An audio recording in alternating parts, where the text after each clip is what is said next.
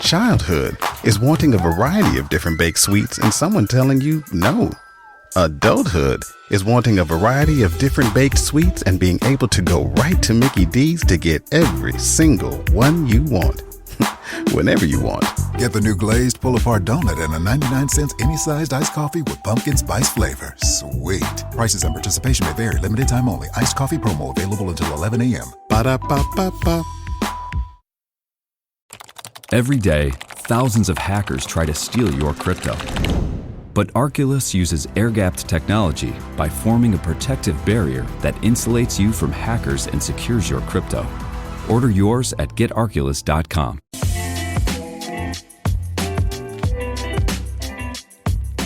Hey everyone, welcome back to the Thinking Crypto channel, your home for crypto news and interviews. Guys, what a day for the crypto market. We had FUD out of China that they're banning Bitcoin for the millionth time, right? They're banning crypto for the millionth time. What does this mean for the price action? Because we saw a sell-off. But what support levels do we need to hold to bounce upwards to continue the bull run? I'm going to share that with you. We also have a lot of people in Congress weighing in on this situation, calling for the United States to be the leader, given that China is looking to take a stance on crypto, right? Because they're trying to push their digital yuan. Well, I'll share who weighed in and what's happening there. We had Ripple CEO Brad Garlinghouse go on TV, and man, he took the gloves off talking about Jay Clayton and William Hinman, conflicts of interest. Things are heating up, guys. And remember, this is not just about Ripple and XRP. This is about the SEC, the corruption, the conflicts of interest, picking winners and losers. And we also have a senator, Pat Toomey, who's wrote a letter to Gary Gensler saying, we need clarity. So this is big. Once again, the gloves are coming off. We also have a bill that was passed by the U.S. House of Representatives, which includes a provision to provide crypto regulations. I want to share that with you and what that's about. We also have some big news around Bitcoin and Ethereum. So we're going to break it all down. Before we do, please go ahead and hit the thumbs up button, leave a comment below, and hit the subscribe button if you're new here. It helps support the channel and it doesn't cost you anything. Guys, this video is brought to you by OKCoin Crypto Exchange, where you can buy, sell, and trade your favorite cryptocurrencies and you don't have to pay high fees. OKCoin charges low fees. You can also stake your crypto and keep 100% of the rewards. You don't have to pay any fees. And it is the only exchange in the world that you can buy Miami coin. So be sure to sign up with OKCoin, link in the description. So look at the price action here on the market. A lot of red, and that's expected after the big FUD we saw today. But nothing too significant or off track, because Bitcoin is still holding the $40,000 support level, which is where I think it needs to for us to bounce upwards and continue the bull run. So on the weekly chart, you still see that red candle here. On the daily chart, we just see the respective pullback. So nothing significant. It's just FUD, guys. We're still on track to higher prices. And here's a cool chart from Colin Talks Crypto, which breaks down the respective Bitcoin bull runs. And we know the crypto market follows Bitcoin. And the return, what was the top and what was the the multiplier effect for the next bull run? So for example, 2011, $31. That was the top. It fell after that, about 94%, went to $2. In 2013, when we had the double peak, it went 37x from the previous all-time high to $1,153. It then proceeded in a bear market to drop 85% and go down to $173. In 2017, we had a 17x from the previous all-time high in 2013, and we topped out at $20,078. That was an 80, and then it fell 84%, obviously in the bear market, to $3,191. Now we are in 2021. What multiplier effect could we see? Could it be a 5x? I think a lot of people are thinking it's a 5x, right? We hit 100,000. Could it be a 6x? I think it's between a 5 to 6, right? If we go higher than that, I will be happy, but I want to make sure I'm realistic. So right now we're waiting to see what that new all-time high will be. And make no mistake about it, once we hit that blow off top, a bear market will come. So this is the data you want to look at, not your feelings or emotions or what you dream of or your wishful thinking. What does the data tell us, and the trends and the different metrics? So this is something certainly you can bookmark and keep an eye on. And I think we're going to see a six-figure Bitcoin. What the top is going to be, it's hard to tell, but if it's a 6X, it'll be like around $120,000. So maybe between 100,000 to 120,000. But let's see. Hopefully it goes higher and we make more money, because remember, the altcoins will follow Bitcoin's move. And many times the altcoins perform better than Bitcoin, right? We've seen that with XRP, Ethereum, different altcoins. They will pump harder and give you bigger gains and returns. So it's worth having altcoins in your portfolio. All right. The China FUD, something I want to show you here, just of the manipulation. I tweeted this morning, showing back in 2017, where are my OGs at? Those of you who are with me back in 2017, when in September they put out the news, oh, we're going to ban crypto exchanges and so forth. Did that stop the bull run? Nope. Just pulled the price back, and same thing is happening here again. It's almost like it's coordinated FUD manipulation. And we know there's whales looking to short the market. So many of them will push these media placements like, oh no, China's banning Bitcoin, and they'll push the selling pressure, right? And that will, fit their shorts. So you have to understand there's a bit of manipulation. Look, it happens in other markets too, like stocks. I talked about it numerous times. A lot of these hedge fund guys go on CNBC. That's why you never take financial advice on CNBC. Jim Cramer and these guys, do not take advice from them. Go and do the research yourself. And they would put the narrative out, whether they were going long or short. And, that's how they manipulate the public. So it's nothing new. Just it's much more easier in the crypto market because the crypto market is young, right? So just an FYI there for those of you who are new to the market. Once you understand this game that's being played, not to panic or what's happening and looking macro level. All right. Here's another comparison from Blockworks. China bans Facebook, creates Weibo. China bans YouTube, creates Youku. China bans Google, creates Baidu. China bans WhatsApp, creates WeChat. China bans Bitcoin, creates the yuan. So the digital yuan. We've seen this game over and over from China. Now, here's what some folks in Congress are saying. Senator Pat Toomey, this man is doing some great work. He's been a big advocate for crypto. We're going to talk more about him with regards to the SEC and Ripple. He tweeted, China's authoritarian crackdown on crypto, including Bitcoin, is a big opportunity for the US. It's also a reminder of our huge structural advantage over China. He said here, Beijing is so hostile to economic freedom, they cannot even tolerate their people participating in what is arguably the most exciting innovation in finance in decades. Economic liberty leads to faster growth and ultimately a higher standard of living for all. Love it. I love when people like him get it, because there's so many who don't. And the fact that he's getting it and he's talking about it, I love it. And once again, we're going to talk more about him later in the video. Tom Emmer, who I've interviewed, Congressman Tom Emmer, he said, open, permissionless, private. If China bans it, it's something worth fighting for. So I'm glad these folks are speaking up and pushing for clear regulations in the United States. And Cynthia Lummis, who's, of course, a Bitcoin holder, she's out of Wyoming. I'm hoping to get an interview with her. She said, gradually, then suddenly, closer to the suddenly phase by the day, keep up the education on the Hill. It's spreading, #Bitcoin. So she said this in response to Senator Pat Toomey's tweet. Now, I tweeted the following. You guys may have seen this. Here's an idea. Maybe Gary Gensler should move to China and work with the CCP to ban and police crypto there. It would align with his goals and anti-free market stance. He should just go to China, man. Like, what are you doing here, dude? Like, we're trying to innovate and grow and bring this new technology and let it be part of our lives that help us help improve our lives and people's lives around the world. So even Chris Giancarlo, who I will be interviewing again soon, I interviewed him last year. He was interviewed here by, looks like Yahoo Finance.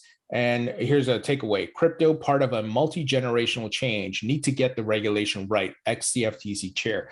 So I love that all these folks are coming out and talking about it, puts more pressure on regulators like Gary Gensler. Now, here's an interesting news item, guys, and it's not getting big coverage. It should. U.S. House passes National Defense Act containing crypto provision. The bill would clarify regulations of cryptocurrencies. So the National Defense Authorization Act, which lays out the policy guidelines for defense and authorizes military spending, includes a provision from the Eliminate Barriers to Innovation Act. The defense bill generally receives wide bipartisan support and is seen as a must-pass bill. Tacking the provision onto the bill, which the House passed on Thursday, signals a chance the crypto provision could soon pass into law. We can only pray that this goes through, guys, because even if it's not the full, complete, gambit, or the full gambit of what we need for crypto regulations, if we chip away at this thing and we keep moving forward, it's going to be great. It's going to help get bigger bills passed through in the future.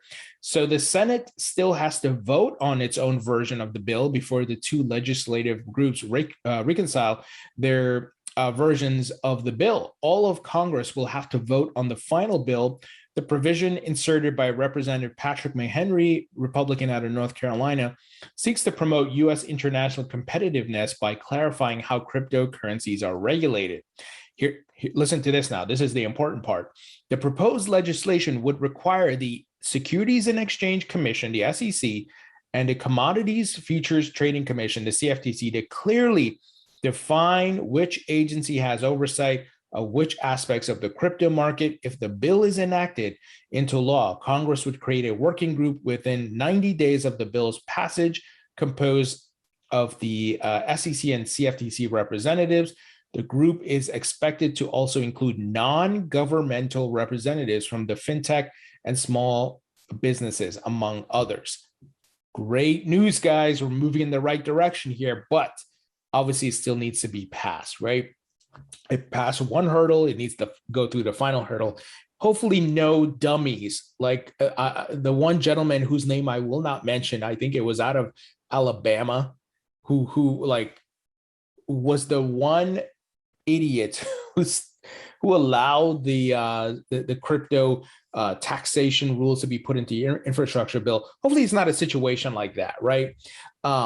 But I like that we're moving in the right direction. This is great news, guys. And hopefully it doesn't stall or it doesn't get kicked out, but I'll keep you updated as things progress. Now, Charles Gasparino and Fox Business, shout out to them. They've been covering crypto, the SEC, the Ripple XRP lawsuit nonstop. And today, Brad Garlinghouse, Ripple's CEO, went on there to do an interview. And I want to play some clips for you and some takeaways. So I'm not going to play the entire thing, but I want to show a few things. Start with you and what you've been breaking regarding Brad and Ripple. Yeah, and I want to start off questioning Brad. I want to make one point here. We've reached out to the following people. Jay Clayton, the former SEC chief who brought the case against you guys. It was his last act in office as SEC chief under President Trump. Bill Hinman, the former head of corporate finance, who presumably was part of that decision since Mr. Hinman headed a lot of the regulatory stuff involving crypto. We've reached out to the people who run Ethereum because they play a role in this too. We've reached out to the SEC's press office to get in touch with Gary Gensler because he's continuing the case that Clayton brought. So I guess this is where it comes down to for me, Brad.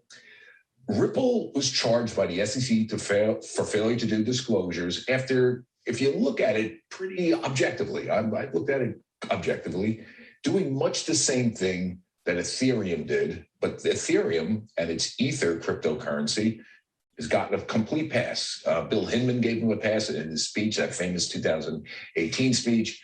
Obviously, Jay Clayton has given him a pass because he didn't bring charges. So far, Gary Gensler hasn't looked backwards and said, "Hey, was that a security when you were using Ether to build out the Ethereum blockchain, and you guys are being dinged because you presumably are using XRP to continue to build out."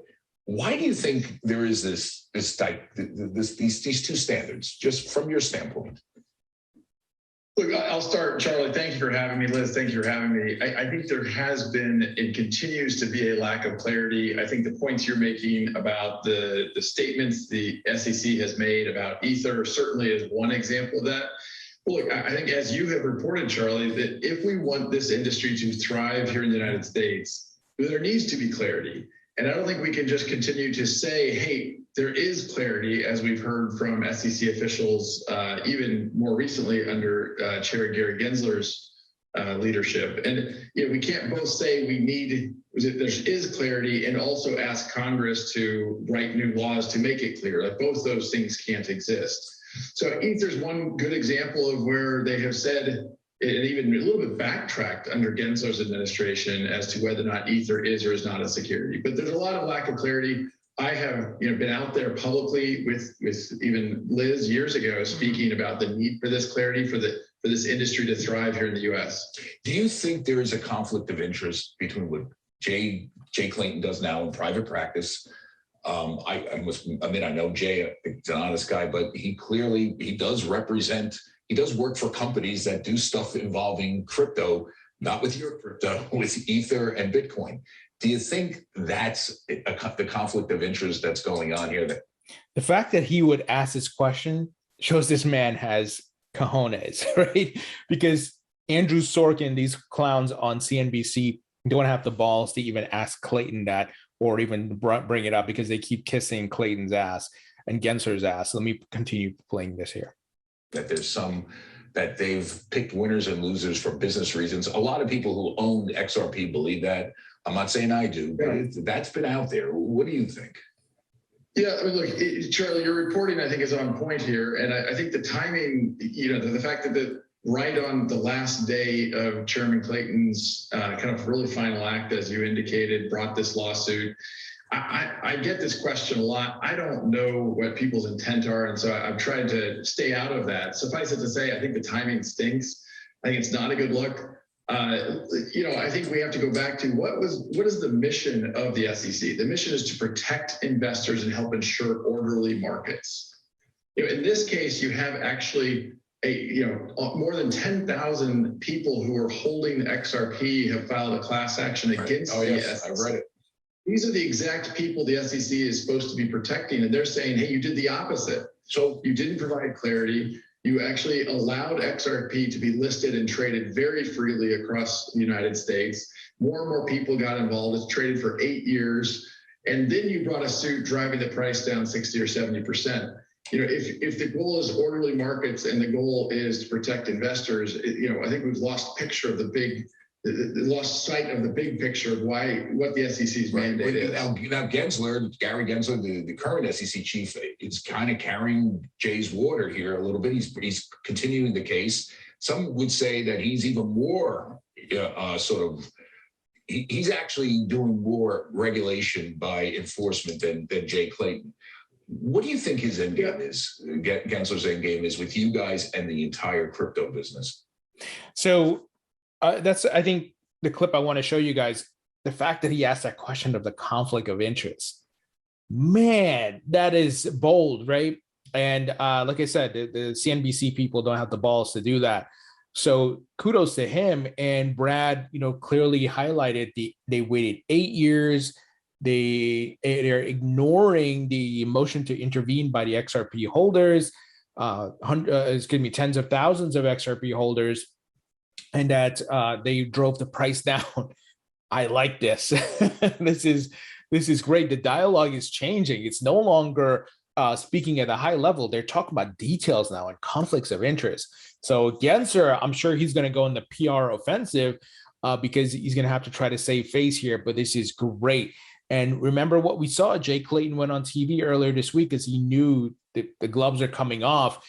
And I think we're going to see a lot more interviews with him and Gensler and so forth. And this is all good if you're an XRP holder. And for the crypto market, we want the SEC to get exposed here. And when I say exposed, it's for the wrong things they've done that Clayton did and William Hinman did. The only person there who I think is a character and has her head straight is Hester Peirce, and I will be interviewing her soon. Gensler doesn't want to do an interview with me. Then no replies, of course, because he doesn't want to speak to us little people, even though he's supposed to be protecting us. So that's what I wanted you guys to hear. And then Brad also talked about they're not looking to settle. He said we need clarity. So that's I love what Brad stands there.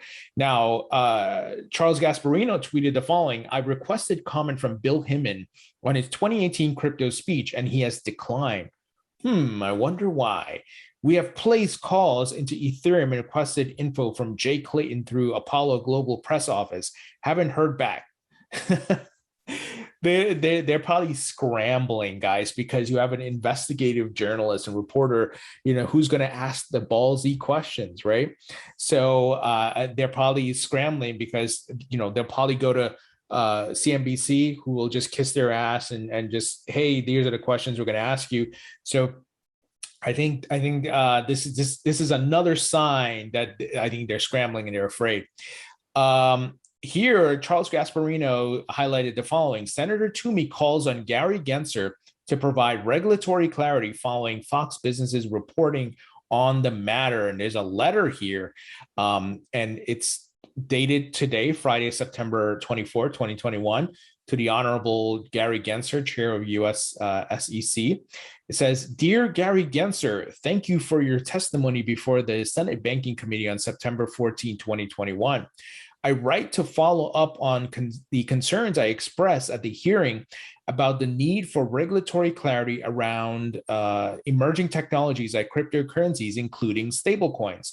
For investors to benefit from a fair and competitive marketplace, regulators must proactively provide rules of the road to the industry. Unfortunately, the SEC has instead adopted a strategy of regulation by enforcement in this area. At the hearing, you noted the SEC's success in pursuing crypto-related enforcement actions. In many of these enforcement actions, the SEC did not identify the securities involved or the rationale for their status as securities, which would have provided much needed public regulatory clarity. This approach appears related to your belief that the probability is quite remote that any given cryptocurrency platform has zero securities. However, the SEC has a responsibility to do more than just provide probabilistic estimates. My concerns about the SEC's lack of regulatory clarity are shared by others, including SEC commissioners. So obviously talking about Hester Peirce, and also Elad Roisman stated they were disappointed by the SEC's failure to explain which digital assets were securities. So I'm not going to go through the rest of it, but that's in a nutshell what it is. And I love it, guys. I love this. We're seeing momentum, more pressure, more calling out of Gensler, Jay Clayton exposing these snakes. I love it, guys. Now, some more Ripple news. This is interesting. Ripple X, which is part of their development section of the company, which helps foster adoption and building on the XRP ledger. They said the following: introducing the awardees of inaugural XRPL grants program, learn why 25 grantees from 10 plus countries were granted $2 million to build innovative projects on the XRP ledger. So this is great news. They're helping these companies to build on the XRP ledger to increase use cases. And remember, there's part of what gives crypto value. If you look at Ethereum, the fact that people are building on it. So if you have people building on your network, that gives value to the network and the token on the network, right? So I like this. You want to push more adoption. So this is pretty bullish. You guys can read up on the details. I'm not going to go through everything, but at a high level, they're pushing and giving people grants to build on the XRP ledger. That's awesome. Rosalind Layton, who's of course a very well-known Forbes author, she's been covering the Ripple XRP lawsuit and the SEC and so forth. She put out a new article here saying regulators threaten Coinbase and cryptocurrency innovation. And here's what she tweeted: "Sue first, ask questions later is no way to promote cryptocurrency innovation." Once again, more coverage, more pressure. All right. Check this out. Bitcoin startup Moon raises $2.1 million to enter new markets. The startup enables crypto payments for e-commerce sites. This, I love to see this. Two things. One, these companies are getting the money. People are investing in them. Why? They see the market growing and they're going to make a return on their investment. Two, this is a critical part in the adoption of crypto and building on and off ramps, right? So the ability to buy, sell, and trade and spend your crypto. This is what's going to grow the ecosystem. So shared exclusively with CoinDesk, Moon CEO Ken Kruger said the company is using the proceeds to expand a web and mobile application, making it possible to fund Moon cards with accounts from other exchanges. Currently, Moon only uses Coinbase. The company will use the funding to expand its geographic reach, enable users to pay with stable coins in addition to Bitcoin, and expand its team of 7 to a team of 10 to 12 in the next few months. Now, remember, it starts with Bitcoin, and then they'll start supporting the top altcoins. So this is great news. And there's going to be phases to this: crawl, walk, run, as they build out the future of this market. Now, something I want to share with you guys. This is interesting. Big investors pivoting from Bitcoin to Ether futures, JP Morgan. Ether futures are currently trading at a premium as investors make the switch from Bitcoin-based products. Now, it goes back to my what I always say, that Bitcoin is the doorway. People start with Bitcoin, then they move to other altcoins and so forth. And we're starting to see this.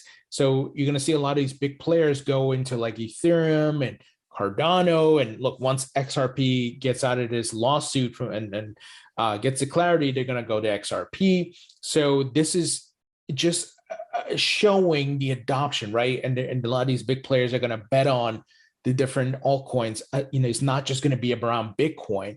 It just starts with Bitcoin, then it moves to the altcoin. So that's why I wanted to share this with you. Other than that, I don't care for JP Morgan, obviously. We know Jamie Dimon and his stance, but obviously we see the hypocrisy, we see the lies, and we see they're capitulating now. So guys, what do you think about this news? I hope you're not worried about this China FUD. It's just BS. I mean, look at the weekly chart. No, nothing. It's not like we just had like 10 red candles in a row down here, right? So it's the same old BS they've been churning out seems like every year. I wouldn't be surprised, guys, if the Chinese government is shorting Bitcoin.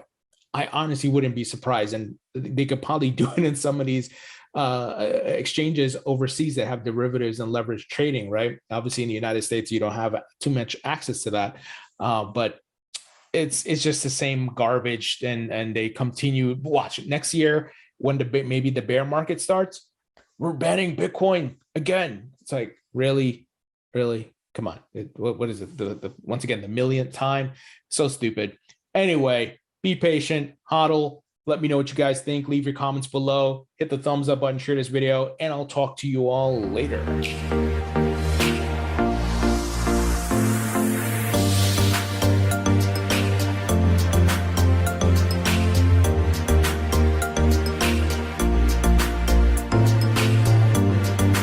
Guys, do you want to lose weight fast, have more energy, and improve your health? Now you can with Nutrisystem for Men. Get delicious breakfasts, lunches, and dinners, even snacks and shakes delivered right to your door. All delivered for free. It's easy to follow, and you'll see results in your first week. Go to Nutrisystem.com/meal now and get 50% off everything. And with their new premium meals, guys get bigger, bolder meals with up to 30 grams of protein and 25% more calories to keep you feeling full and satisfied as you drop the pounds. Just go to Nutrisystem.com/meal right now and get 50% off. You heard me right. Go to Nutrisystem.com/meal right now and get 50% off everything. Forget about takeout and fast food. Nutrisystem for Men is real food and real simple. It's all planned out and delivered right to your front door. Don't wait. This special offer will not last forever. Just go to Nutrisystem.com/meal right now and get 50% off. Go to Nutrisystem.com/meal.